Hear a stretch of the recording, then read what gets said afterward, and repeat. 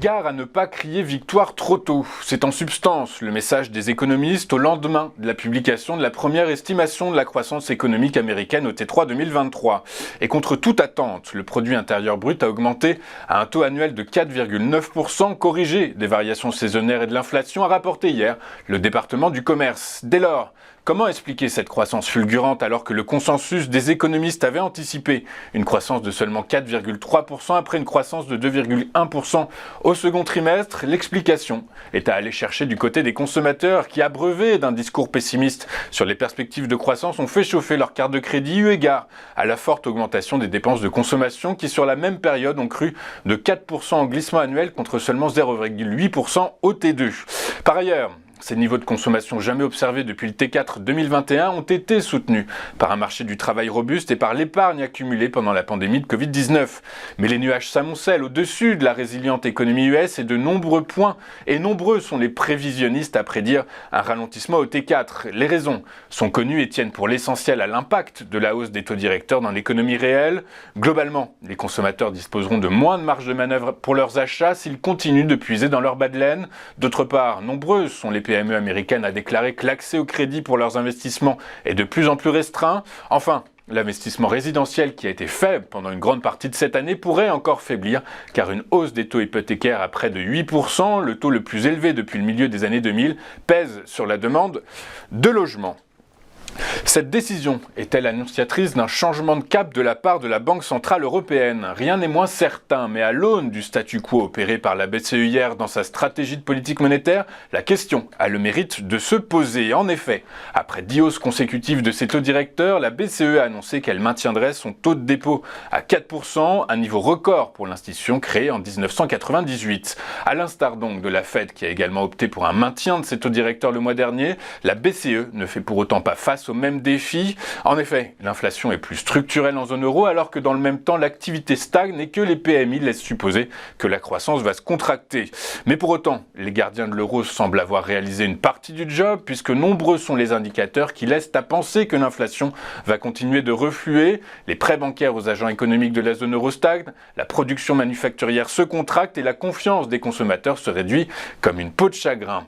Maintenant que les grandes banques centrales de la planète ont suspendu le rythme de leur hausse de taux, les investisseurs vont désormais chercher à déceler les signes qui indiqueraient qu'elles vont changer de cap et commencer à réduire leurs taux pour soutenir une croissance économique qui vacille en dehors bien sûr de celle des États-Unis. En effet, les nouveaux vents contraires auxquels l'économie mondiale est confrontée compliquent la tâche des banques centrales qui vont devoir intégrer dans leur prise de décision la guerre entre Israël et le Hamas, la guerre continue de la Russie contre l'Ukraine et les prix élevés de l'énergie. Enfin, tout ceci ne serait que parcours de santé si elle ne devait pas également prendre en compte la hausse généralisée des rendements obligataires mondiaux qui exercent une pression à la baisse sur la croissance et l'inflation. Bref, vous l'avez bien compris, les grandes institutions monétaires de la planète vont désormais prendre de la hauteur et observer les effets de leur politique monétaire sur l'économie réelle. Affaire à suivre les 30 et 1er novembre prochains avec la très attendue décision de politique monétaire de la Réserve fédérale américaine.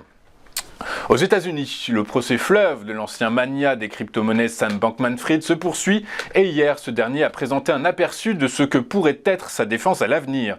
En effet, lors d'une audience technique de son procès pénal, celui qui est notamment poursuivi pour fraude et blanchiment d'argent a déclaré qu'il s'était appuyé sur les conseils d'avocats pour prendre des décisions commerciales telles que la suppression de communication et l'octroi de prêts à lui-même. Globalement, depuis l'ouverture de ce procès fédéral, l'image de SBF a totalement explosé en vol. 3 témoins clés, anciens collaborateurs de SBF, ont aussi mis à mal sa défense qui consistait à charger ses anciens subalternes taxés d'incompétence ou de légèreté.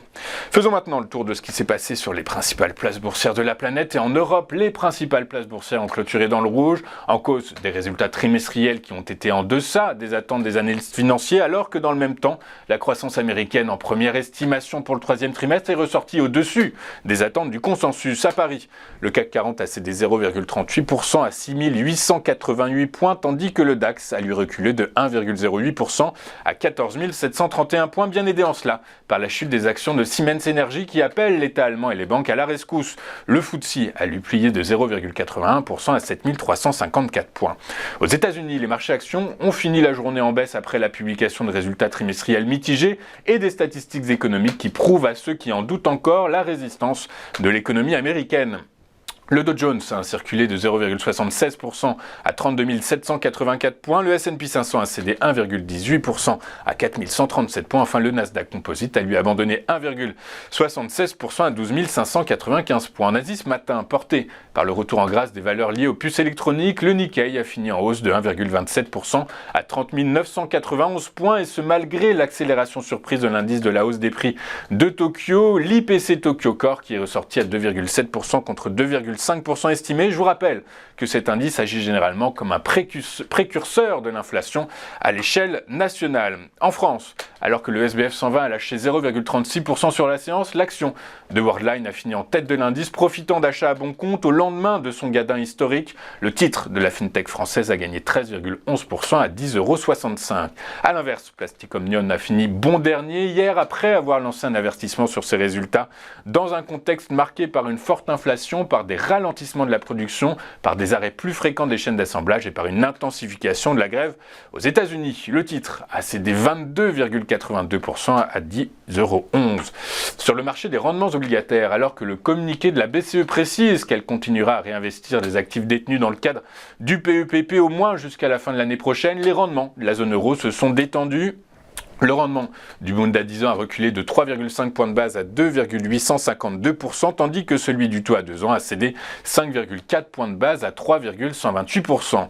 De l'autre côté de l'Atlantique, les opérateurs font le pari du statu quo de la Fed. Les rendements des bons du Trésor à 10 ans à l'heure de la clôture en Europe reculaient de près de 5 points de base à 4,9039%, tandis que le taux à 2 ans cédait 6,5 points de base à 5,0561%. Sur le Forex, le dollar se renforçait après les chiffres du PIB aux États-Unis meilleurs que prévu. L'euro s'est changé en baisse de 0,27% à 1,0534 $. Sur le marché du pétrole, les tensions géopolitiques s'apaisant, l'attention des opérateurs s'est tournée vers les doutes à l'endroit de la croissance mondiale, doutes nourris par la décision de la BCE hier de laisser ses taux inchangés. Le baril de Brent de la mer du Nord pour livraison décembre a cédé 2,42% à 87,93 $. Son équivalent américain pour échéance le même mois a lui reculé de 2,55% à 83,21 $. Enfin, du côté des monnaies virtuelles, après 5 séances consécutives de hausse, le Bitcoin a marqué une pause dans son ascension. Il a cédé hier 1,33% à 34 112 $ l'unité.